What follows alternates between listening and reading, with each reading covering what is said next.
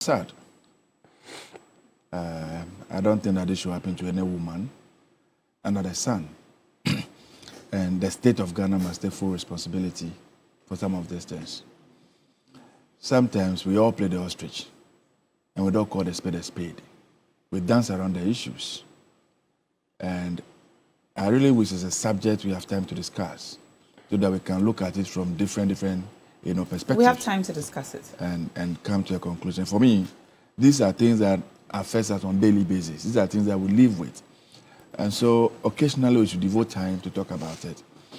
Now, marriage, relationships, sex, food, these are things that you virtually cannot do without. And yet, they are the things we give very little attention to and we discuss very little about. And so a lot of people don't even understand the whole institution of relationship, of marriage, of anything. And this is what their friends tell them, it's what they can imagine that they do. I think that as a society, we need to spend more time, right from our schools to our churches, everywhere, every social gathering, to discuss this subject comprehensively well. First of all, there are some doctrines in the Bible in particular, and our preachers will need to go back, have sober reflection, and how to go about these things. When you go and stand in the chapel every morning, Sunday morning, and you make the argument that God hates divorce, that what the Lord has put together, no man must put asunder. And so when people are living together and one is being killed, my pastor says God hates divorce. My pastor reminds me every morning that what God has put together, no one must put asunder. So let me remain in it and die. The first question is, which God has put these two people together? How did he become a husband and a wife? Because they were playing around behind the house and the woman got pregnant, and so it ended up in marriage, and you think God instituted that, and so when it is not producing the right result, we must remain in it because the good book says so. Is that what it is? I don't know if you're getting the point I'm making. Yeah. For God to put something together, there are laid down procedures. There's a way it must come by for us to conclude that this thing was instituted by God. The fact that we, in a cosmetic manner, did our own arrangement, brought it to the house of God, and create the impression that we have done the house of God. And so even when things are not going on well, we still insist it must go. Now, go and check the statistics of how marriages are breaking apart. And I dare say, I know this is a very controversial topic and the kind of society we are, where sometimes it's difficult to even speak the truth, lest they come after you, they say all manner of things. But for how long are we going to be doing this to ourselves, really? Are we not going to confront the facts and speak the truth as they are and find a lasting solution? So the church has a huge responsibility. But the question is, that pastor who is supposed to be the one even talking, the church elder, how's his marriage in his own house? The man comes to church maybe that morning, he and the wife has been fighting the whole night. And he is the person who's supposed to quickly clean his face and clean his eyes and now come and mediate in your case. Doesn't really have even the capacity to do it. Because do we teach marriage in our schools? Is it not educational curricula that a man will leave his parents, a woman will leave his parent from their own cultural backgrounds, their own orientations, come and put up under the same roof, sleeping in the same bed, with different perceptions about how life is?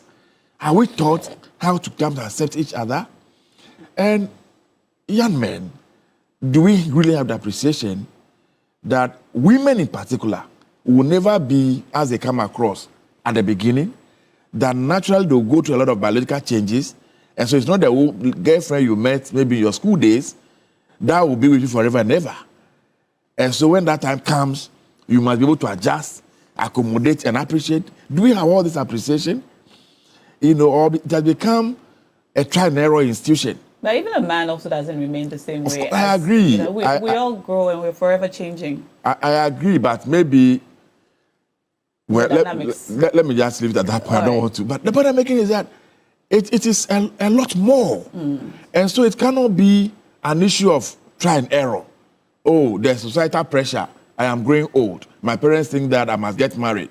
So whether I'm psychologically prepared, physically prepared, I really understand what the institution of marriage is all about, then I jump in because I must get married. Otherwise, how can any man, truly and really, that blood is flowing through his head, that is breathing through his nostril, can strip a woman he calls his wife, naked, outside, holding 2 canes? Would even a slave master treat his slave like that? You know, and when somebody attempts to come in, he goes there, locks the gate, hitting the woman in the face.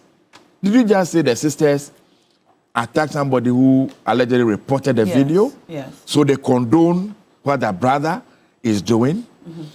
I open my comment by saying that it's a failure of the state. If you go to other jurisdictions, the social welfare system is working and working well. In a circumstances like this, the state would have taken the woman away, take the children away, provide all their cares. They can isolate the man now and deal with the man. But we have a situation where the social welfare departments and everything is dead. It's a cemetery. We don't allocate resources. We have trained several personnel. They go there, nothing is happening. And so, look at our economic standards in this country. Most women are depending on the men. Their livelihood, their entire survivor. Well, maybe when you live in Accra, you not see it. Okay. But when you go to the countryside, you appreciate the fact that it's the man that must do everything. It's the man that must put up money on the table. And so even the police moving out to go and arrest this man, the woman, hey, where will you get food to eat? How will my children feed tomorrow morning? You know, who will pay the school fees? If you go and put the man in jail for 3 years, how are we going to survive? So oftentimes, it's the women who come back and say, oh, it's okay, just let go. It is not because they are not hurt, but they are considering the economic circumstances. If you take this man away from me, how are we going to survive? And this is where you would expect the state to move in, to give this comfort, that the state will pay the fees of these children, the state will accommodate this woman, the state will provide food and everything for the woman. And so once the woman knows that she has this comfort from the state, the law now can take its own course. The earlier comment you made that people said the bride price that we pay and blah, blah. You see, you can justify every wrongdoing. You can ascribe whatever you want to ascribe. Does it make sense to you? It is true. Our culture dynamics, this patriarchal system of things that we have, the man is the boss, is a borrow. You hear argument like in some cultures where you have to give cattle out for a human being. So in the mind of the man, I've exchanged my cow with the human being. The human being has become my property. I deploy and use her as and how I want to use her. You know, it's a major problem. I am saying that we cannot play with the institution of marriage, relationship. It is the foundation of humanity. And so we need to spend time and energy to do more education. When the child is leaving home, you should understand that in other jurisdictions where marriage can just be a man, a husband and a wife, and they're having their fun, they don't care, children is not a major issue. In our society, a marriage that has not produced children is a major issue. It's a major issue.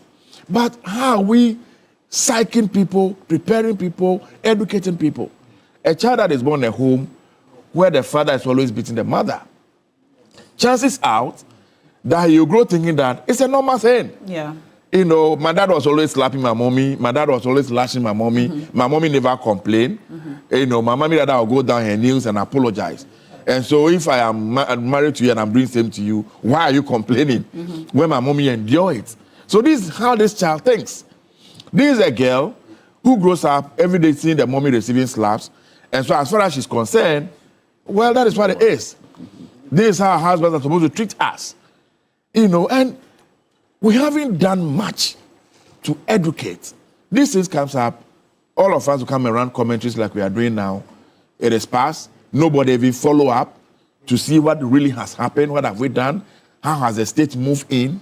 And it is a major issue. Marriage is a relationship. two persons who have agreed to come together and coexist. We all have our rights. We need to respect each other. And I tell people every day, you cannot say that, Mommy, I've come to marry to you. So whatever your vision, whatever your aspiration, whatever your plans are, because of marriage, everything must be halted. And we have seen things like that, where men will even give women ultimatum. That, okay, marry me, or stop your career, or do this and that. All manner of funny things. The woman must not go to school again because he's married. The man must go, the woman must remain in the house.